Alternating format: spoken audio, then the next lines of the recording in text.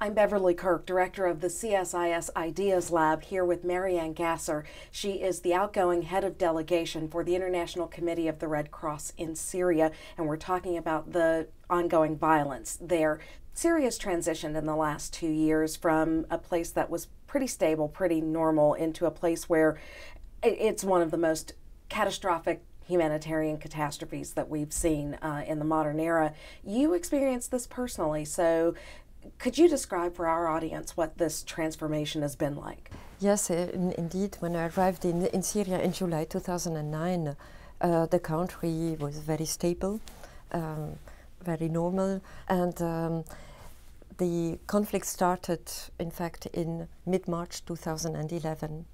It started mainly in the south, where the province of Dara was affected by following demonstrations and a response to against these demonstrations, and then very quickly it spread to other provinces, mainly in the center of the country. Then nowadays we can say that the whole country is affected by the violence.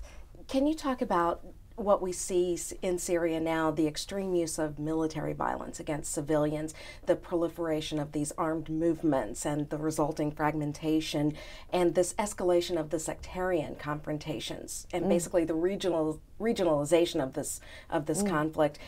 For the ICRC, we are mainly involved in cross-line operations, where we try to visit and access affected areas in order to assess the humanitarian needs and provide humanitarian assistance to the people in need.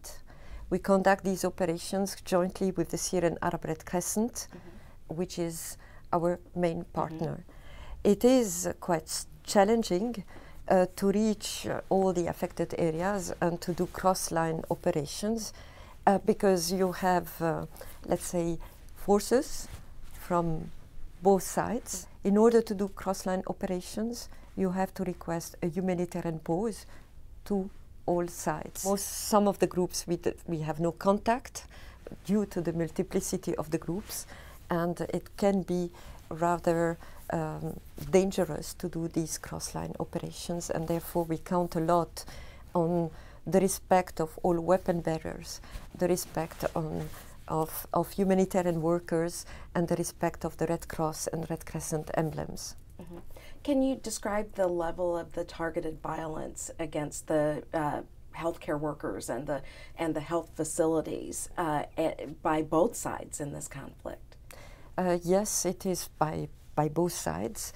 Many health facilities, be it private or public hospitals, have been targeted, have been damaged or destroyed.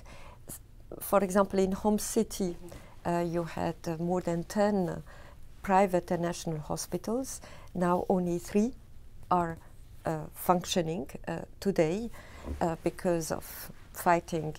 Hospitals are being destroyed because also health workers cannot anymore access due to the heavy fighting, or they also have to cross front lines that they cannot access easily to go to their work. Some have been arrested by government forces in hospitals. Others have been kidnapped in health facilities by armed groups. So it is, violations are committed by all sides.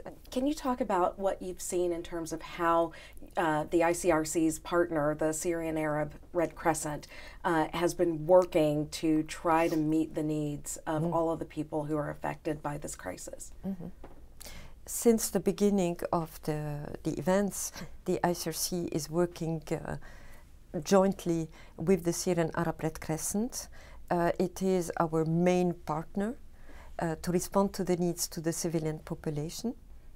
The Syrian Arab Red Crescent has a coverage throughout the country, having branches in the 14 provinces of the country. Syria is divided into 14 provinces, and they have also more than 80 sub-branches.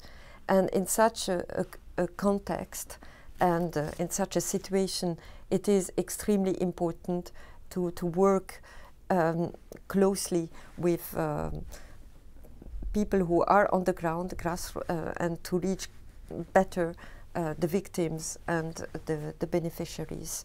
Unfortunately, due to the violence of this context and the lack sometimes of respect of humanitarian workers and sometimes of the Red Cross and Red Crescent emblem, volunteers of the Syrian Arab Red Crescent have lost their lives, although they are here to save lives.